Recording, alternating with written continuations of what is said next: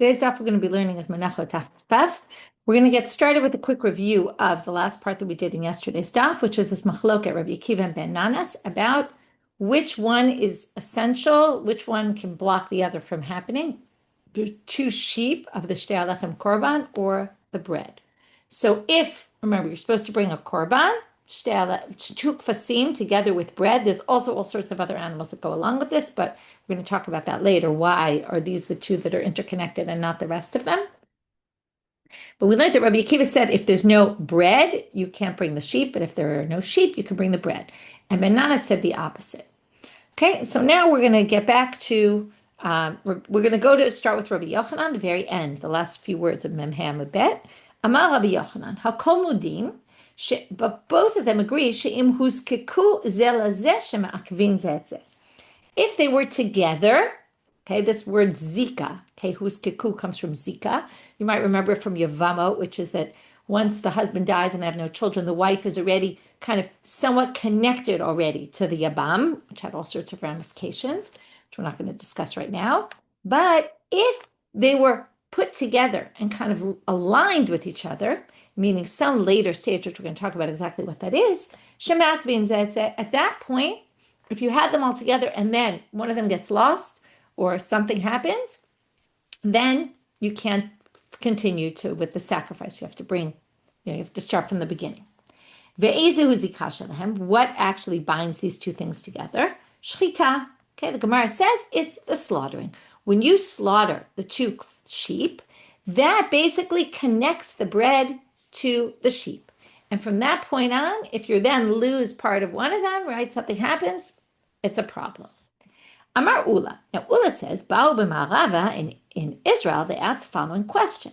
Tshnufa osazika o eno osazika? Does the waving, okay, now when does the waving happening? The waving actually happens once before, once after, but they're talking about the first waving. First you wave the two animals together with the breads, then you slaughter the animal, then you take two parts of the animal, the breast and the thigh, and you wave them together with the breads again. But we're talking about the earlier one. So they say, does that make zikar or does it not? Okay? Does the waving, because it's also an action where you put them together. So pshat leimid Rabbi Yochanan. So they say, why don't you answer it from Rabbi Yochanan? As Rabbi Yochanan said, Tamar Rabbi Yochanan, shchita usazika. Now, if shchita is the later stage, and that is what makes them connected, then obviously it's not the earlier stage. Otherwise, Rabbi Yochanan would have said the earlier stage. Michlal, from there you can infer that shnufa eno usazika. So from there you can learn that the waving of it is not what makes zika. So then they say, no. What we really were asking is, de Rabbi Yochanan gufa kame baile. They were really asking the question about Rabbi Yochanan, meaning there's two ways to understand Rabbi Yochanan. You could say like this. Option one, Mifsha pshita le Rabbi Yochanan de shchita osazika, u'tshnufa eno osazika. That's option one, which is what the way they understood it right now, which is, if shchita is the thing that makes them connected, then it's certainly not an earlier stage. And then shnufa wouldn't do it. O Dilma, shchita pshitale, or maybe when Rabbi Yochanan said it, what he said was, I know that at least when you get to the point of shchita, for sure they're connected. But shnufa masapkale, but I'm not sure. Maybe it's even earlier. Okay, and that's the explanation. And that's the question, basically. Is it this or that? Answer, tegu, we don't have an answer. Okay, now but basically it seems like there's two possibilities, either tshnufa or shchita. Now we're going to ask a difficulty on saying it's tshnufa that connects them, and then we're going to ask a difficulty on saying it's shchita that connects them. And again, once they're connected, they're makvim zeh. You can't bring one without the other. So Amar le Rabbi Yehuda bar Chanina le Rav Huna b'reit Rav Yoshua. So he asks, okay, one of them asked the other, V'haki ktiv kodesh yel Hashem lekohen, batar tnufa ktiv, upliga ben Nanas for Rabbi Akiva. Let's go back to yesterday's sugya. What did we see? The pasuk where we learn that only one is affecting the other, but the other's not affecting that one, meaning if you lose one, you can still do the other, which right now we said is only at an earlier stage, because at a later stage, definitely not. Well, notice where that pasuk comes up. That pasuk says, Kodesh yu Lashem lekohen. That's where we darshan it from that word yihiyu, or maybe from also the Lashem lekohen. And then, if you look at that pasuk, now that's the pasuk that seems to be talking about an earlier stage, before huzkeku. But the pasuk says, "Ve'nifa kohen otam alechem abikurim." He waves them. T'nufa lifnei Hashem. They're waved before God. Al shnei akfasim, with, right, the bread is waved together with the sheep. Kodesh yu Hashem lakohen. So what do you see? Your t'nufa's done, and then it says, but they're still not both ma'akev each other. Only one is. Right? And that's Machlokes Rabbi Akiva and Ben Nanas. Which one? But everyone agrees that one of them is not going to be critical. So, and that's Batar Tnufa Ktiv. That's said after Tnufa. So it can't possibly be that that opinion is right. To which the counterclaim to this question is, V'lita Me'ech, according to what you're saying, okay, Rav Huna B'reid Rav Yeshua counters back to Rav Yehuda Bar Chanina, Batar Tnufa below Batar Shchita. Now you want to say, right, after Tnufa, it's not yet, but after Shchita, it is. But wait, Elamai Lach Lamemar. In other words, what are we going to say? He says, this pasuk, sorry, I didn't read it right. Litamech, the pasuk is after Tnufa and not after Shchita. Of course the pasuk's after Shchita. How do we know? Because it says, La Kodesh yeh la Hashem la Kohen. When is it given to the Kohanim? After Shchita, obviously. So that pasuk is also talking about after Shchita. So now you're going to have a problem. You're going to say, this doesn't work according to the one who says Shchita. They're makvin zeh after that. Doesn't work either. So he says, basically, to answer the difficulty, says, if you're going to say the question's also by Shchita, well, Elamai Lach Lamemer, you have no choice, but you have to explain this pasuk some other way. Me'ikarakai, the pasuk's really talking about an earlier stage. My kadosh yu Hashem lakohen. So how do you explain then kadosh yu Hashem lakohen, that they're going to be given to the Kohen later, which is after Shchita? Davar shesafo lakohen. They're saying, ultimately, this will be given to the Kohen. Hachanami, davar shesafo lakohen. You could say the same thing with the Tnufa, that basically this is discussing, ultimately it will be waived, but at the earlier stage, it's basically only one is going to be essential to make sure this happens and not the other, and again, debate about which one. So you don't necessarily have to say that this whole pasuk is referring to a later stage. You could say it's really referring to an earlier stage, but makes references to later stages of what will be. Okay. Now, that was the difficulty on Shnufa Osazikan. Now we're going to have a question on Shchita Osazikan. Shchita Osazika Uremini. That contradicts the following source. Ad shalosh shachata nifras lachma yavi lechem achir v'shochet. Okay, the topic here, before we even start, before we read, let's just talk about the topic. The topic here is not the shtei lechem.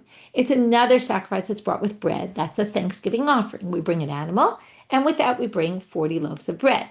Of those 40 loaves, we'll talk about this soon, so I'll already say it now. There's 4 types of breads, and one of every 10 is given to the Kohen as a gift, like a truma. So now we're going to say the following. We're going to have 3 scenarios where something goes wrong with the bread. And in each of the 3, there's going to be 9 altogether because we have 3 cases where something goes wrong.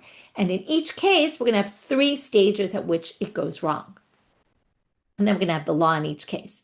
And what we're going to have in the middle of each case, the second option in each of the 3 cases is going to be after they slaughter it, something happens to the bread. And then we're going to see what they say. Now, what you would expect to happen is, according to this, once who's cuckoo and something happens to the bread, right? We said the sheep are gone, right? So in the Toda, it would be the comparison. The animal's gone. You can't do anything with it. And that's not what it's going to say here. So let's read it inside, and it's going to be a problem with all 3 cases, even though there's minor differences between all 3 cases. But on that case, it's very clear. It's going to be the same problem with all 3. Here goes our source. It's a Tosefta about the Korban Toda. Ad shalosh shachata. If you didn't get slaughter it, and yet nifas lachman, the bread breaks, yavi lechem acher v'shochet.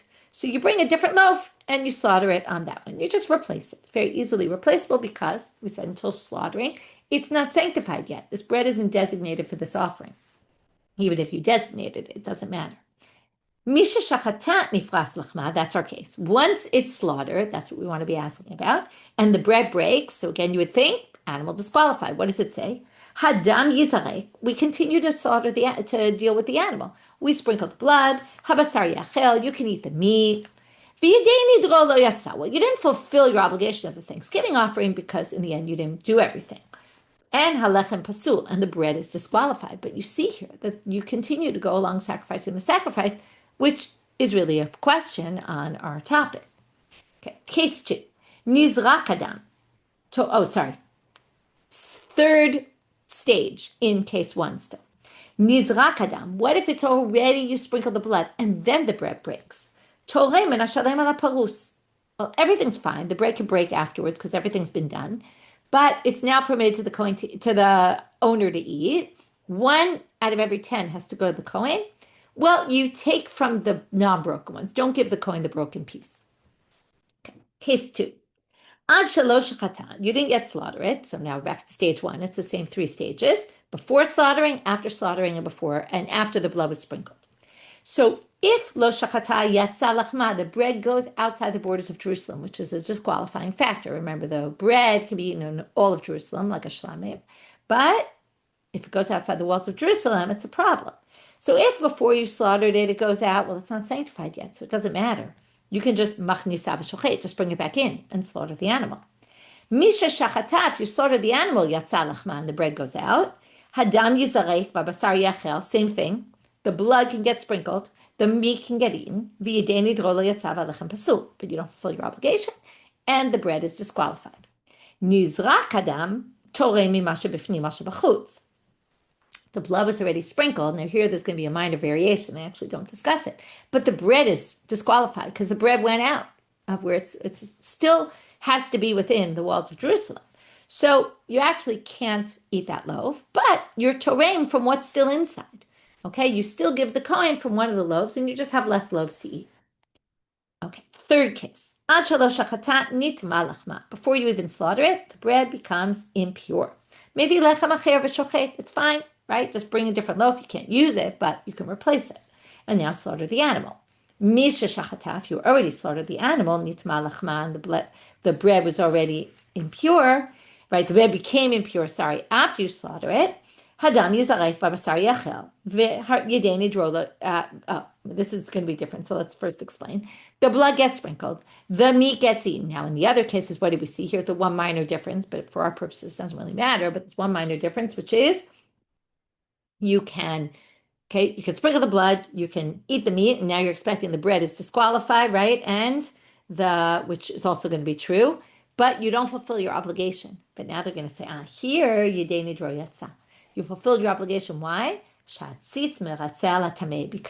the tzitz atones for a sacrifice that was brought in properly. So you're actually okay with your sacrifice. Still, halechem pasul, the lechem is disqualified, but you actually fulfill your obligation. So this is even more of a question, you could say, although all of them are difficulties. Nizrak adam, if after the blood was sprinkled, then it broke, that it became impure, okay, what you do is you just take from the better one, and you give that one to the Kohen, and the one that's tameh, obviously, is disqualified. There's something you could do with it.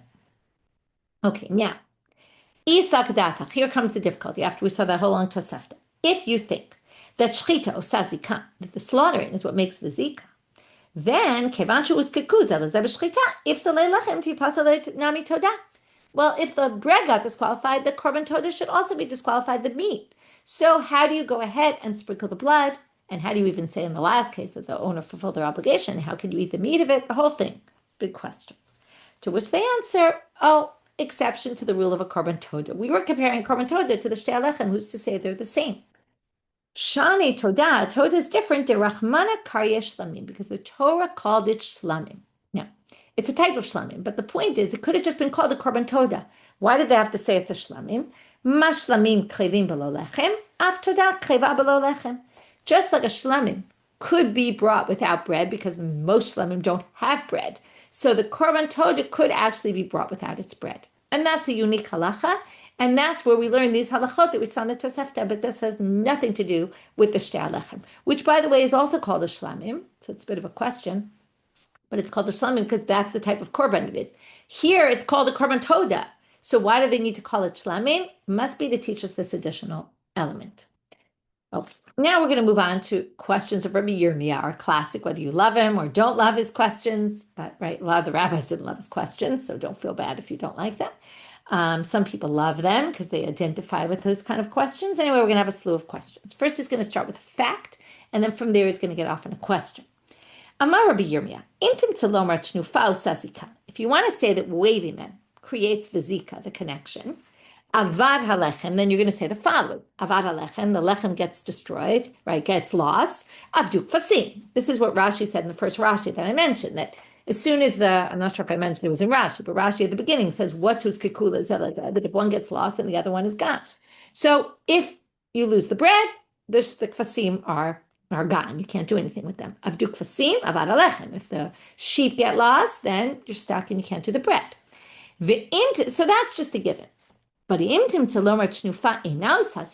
you think the waving doesn't create this zika, this connection between them, hevi lechem ukfasim v'hunfu v'avad halechem. What if you brought bread and sheep and you waved them, which didn't make zika yet? V'avad halechem, then the bread got lost. V'hevi lechem achil. So what'd you do? You replaced it. That's what we learned. You could do. If there's no zika yet, you can just replace it.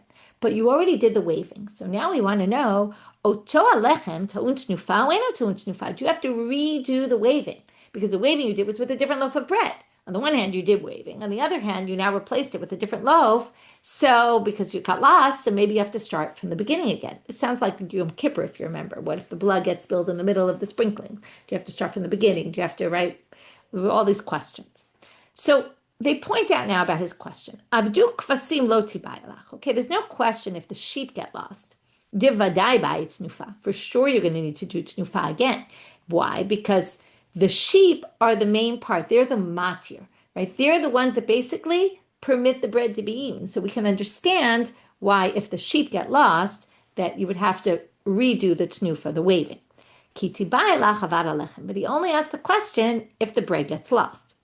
And there's no question really according to Ben Nanas, because Ben Nanas was very clear. What did he say? The key is the kvasim and the bread is not so important. So Damar kvasimikar, he said the kvasim are the main thing. So therefore, obviously, you don't have to re-wave the bread. But the question is according to Rabbi Kiva, he said the bread is the main thing. What do we say? Since the lechem is the central thing, you need to wave it. Or maybe we say, look, in the end, what permits the bread? It's the sheep. So even though the bread is essential, but also the sheep is what permits the bread to be eaten. So maybe lo sarich tnufa, maybe you don't need to re-wave the bread. And teku, we're left with, most Rabbi Yomi questions are left without an answer. Amar le Abaye le Rava. Abaye says to Rava now, now we just said that the bread, right, when you slaughter those two sheep, it sanctifies the bread, and then they're essential, right? You can't have one without the other. So we get back to this. All the other sacrifices that are brought with the bread as well, the 7 sheep and the 1 par and the 2 bulls, the 2 rams, the 1 bull and the 2 rams, why does the slaughtering of those not sanctify the bread? And why are they not essential in this process? So we're going to have 3 answers. Each time we're going to reject one and end up with a third. Amarle. So Abaye asked Rava, and Rava answers him, Ho il v'huz kekuz elazebet tnufa. He said, look, it's the tnufa that connects them, and you don't wave all the other animals with it, you only wave the 2 sheep. That's why. So the Gemara says, or maybe Abaye rejects it and says, V'harei toda dilohuz kekuz elazebet tnufa makachu ma'akva. But wait, if we draw the parallel to the Korban Toda, where we have slaughtering an animal also sanctifies the bread, and then if that's the case, there's no waving there. It can't be the waving that does it, because there's waving, and there's no waving, and yet the slaughtering of the animal sanctifies the bread. So you can't say it's the waving. Okay, so let's try again. Ela kitoda. Maybe it's like a toda. Toda is the paradigm. What do we say by a toda? Ma toda shlamim, apachinam shlamim. In other words, just like a toda, where the bread, now we're going to say, well, everyone knows that the bread gets sanctified when the animal's slaughtered in the toda. So why don't we say, look, that's a shlamim, this is the shlamim, same law for both. To which the Gemara says, midami, these are not the same. Hatam lekas vachim acharine bahade. Hacha ikas vachim acharine bahade. Likachu hane vahane. It's very obvious that it's not like the toda in this way, because a toda has 1 animal and breads.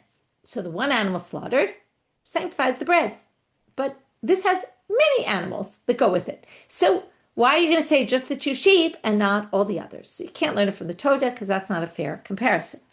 So in the end, he's going to bring a third answer, Rava. Ela ke'el nazil. Ma el nazil. So now we're going to find a parallel where there's bread and there's multiple sacrifices, and it's only one of them that doesn't, okay, that sanctifies the bread. It's the Nazir. The Nazir brings a shlamim, an ola, and a chatat. Now, ke'el Nazir, ma'el Nazir, now there it's the shlamim. Af agav di'ikas vach machrina, even though there's other sacrifices, shlamim hu demakadshe, midachrini lo. It's the El Nazir, the ram that you bring as a shlamim, is the one that sanctifies, nothing else.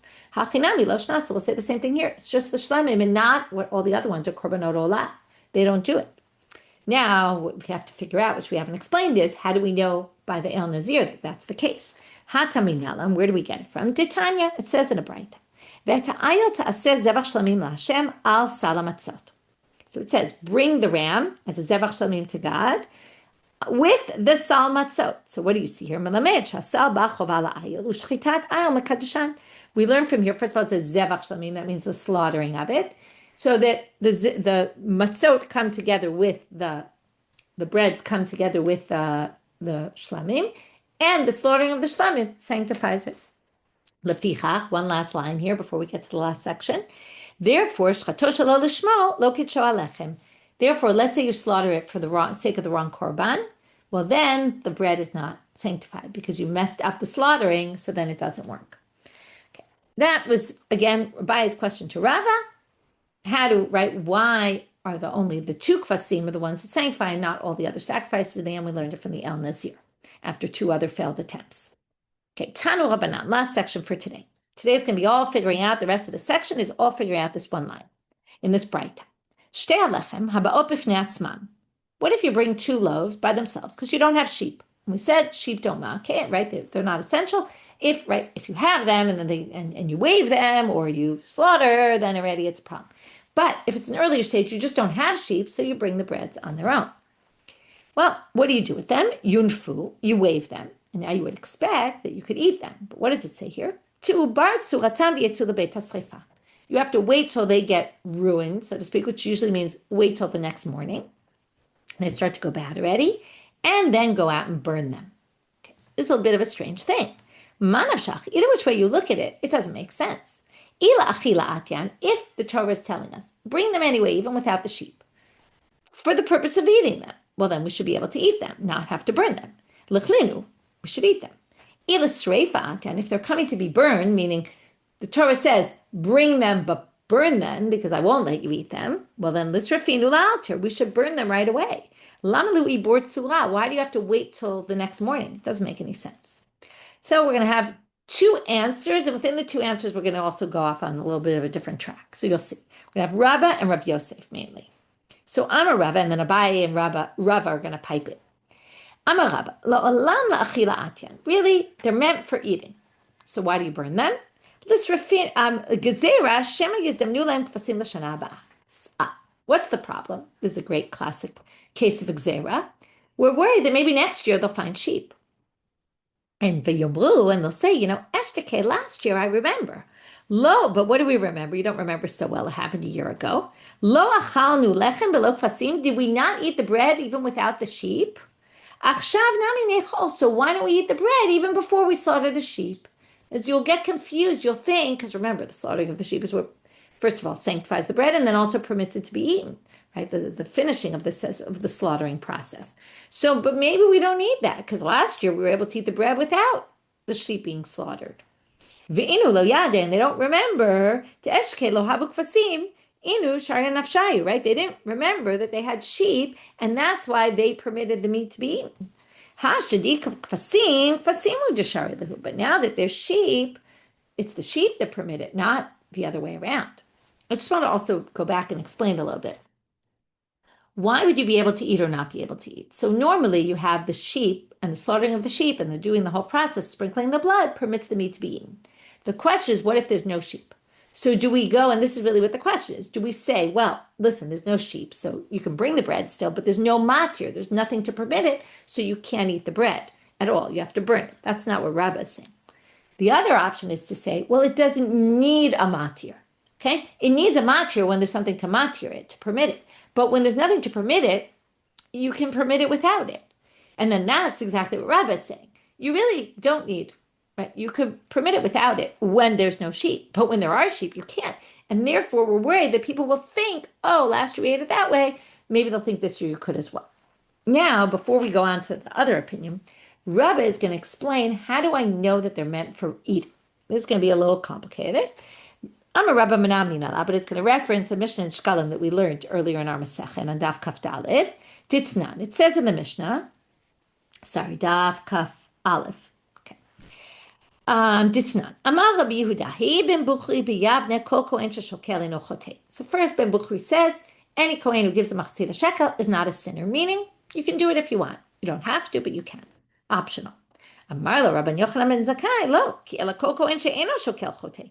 If you don't give the machzit shekel, you're sinner. And he goes on to say, Ela shekohanim dorshim mikra ze latzmam. The kohanim mistakenly think that they can't give the machatzit shekel. Why? They say, B'chol minchat kohen kalil tiyeh lo te'achel. Any mincha of a kohen has to be completely burnt. Ho'il v'omer ushtei alechem alechem apanim shelanu hen he'ach nechalim. And now, there's certain communal offerings. If we give the money, we're going to be members, we're going to be owners of that korban. And then those mincha korbanot, the omer, the shtei alechem and the lechem apanim, are going to have to be burned, but the Torah says they're supposed to be eaten, right? So how could they be eaten if we give the money? Because then they're ours and they have to be burned completely. So it must be we don't have to give the money. Now, they're wrong about that. But anyway, the point for our purposes is, right, because in the end, it becomes communal property. But hanashtei lechem hechidami. Now we're going to understand a little differently than we did earlier. We assumed the shtei lechem was shtei lechem, the regular, which comes together with two sheep. If you want to say it's the ones that come with the two sheep, Achu toda ulachma milo minadve kohanim va'achle lehu. But wait, keep making this comparison to the toda. The toda also comes with loaves. Did you ever hear the case of a kohen who can't bring a korban toda or can't eat the breads because they have to be burnt completely? No, it never says that. So what do you see here? The kohanim can bring a korban with a mincha, which is the loaves, and the loaves don't get burnt completely. So what do you see? It can't possibly be, we're talking about a regular situation, because if the toda, the breads can be brought even though they're owned by kohanim, then also when they're brought with the animal, also here, when they're brought with the animal in the normal way, the kohanim should be able to eat them. And the kohanim couldn't have possibly made a claim like that. It must be, it's talking about some outlier case, a case where they come on their own. And when they come on their own, it's purely a mincha offering. And that's when the kohanim were worried that it's going to be completely burned. And they say, but it's not completely burned because the Torah says even when they come on their own, they get eaten. And what does that prove? We better stay away from this because if we pay for them, they're going to be ours and they're going to have to be burned. And then what does it say? After that long-winded argument, what do you see here? The shtei alechem that come by themselves, assuming that's what this Mishnah is talking about, shtei alechem that come by themselves have to be, right, can be eaten. That's what the kohanim are saying. The fact that they are eaten shows that we're wrong. Okay, so that we shouldn't pay. So now, what do we see here? This was Rabba's way of proving that by Torah law, okay, before we had this Gzera d'Rabbanan, by Torah law they're meant for eating. Why do we have to burn them? Well, because we're worried about this Gzera. Now, what's the tu bar tzuratan then? Well, if you're going to burn something that's not really ruined because it's actually supposed to be eaten, but we're going to burn it because of a gzera, well, you have to wait till it gets ruined. You can't just burn kodesh without having them rot first. Okay, that was all Rabba. So Rabba had two parts, one to say it's all about eating, and then what's the reason why tu bar tzuratan, that we explained, and then how do I know it gets eaten? Now Abai is going to have a problem with this proof of Rabba. And later, at the very end of the sugya, we're going to come back to Rava, who brings a different explanation for how we know from the Torah that it actually could be eaten by Torah law before the gzera kicks in, but only later. So Amalei Abai is going to reject this proof, the second part of Rava's words. Lo olam b'ba'otim hazevach. Who's to say that the Mishnah is talking about when it comes on its own, and then it has no bearing for our purposes? No, it's talking about when it comes together with a sacrifice. Now, what was the problem? We questioned it from the Toda. Okay, this is at least third comparison today. We're making a comparison to the Toda. Sometimes we said they're similar, and sometimes we said, well, they're not really the same, right? In the end, we said they're not the same in many ways, this way also. Nobody ever called the lachmei toda mincha. They were never called a mincha. So, but shtei halechem ikru mincha, shneimar b'akrivchem mincha chadasha l'Hashem. The shtei halechem are mincha. It calls them a mincha in the Torah. So, The Kohanim had a legitimate claim for the regular case of Shtei Alechem because it's a mincha. But you can't say, oh, you couldn't have asked that in a regular case because look at the Toda, because Toda is not a mincha. And then it wouldn't be under the category of any mincha has to be burned completely.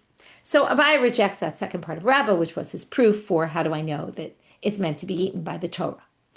Now comes Rav Yosef. Rav Yosef Amar L'Olam L'Sreifa, and they really should be burned. And then the question is, then why don't we burn them right away?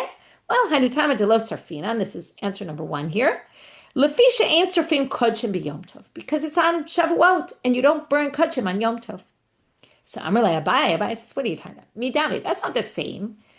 Kodshim that get ruined don't get burned on Yom Tov, because it's not like there's a mitzvah to burn them. It's just they got ruined, so wait till tomorrow and burn them.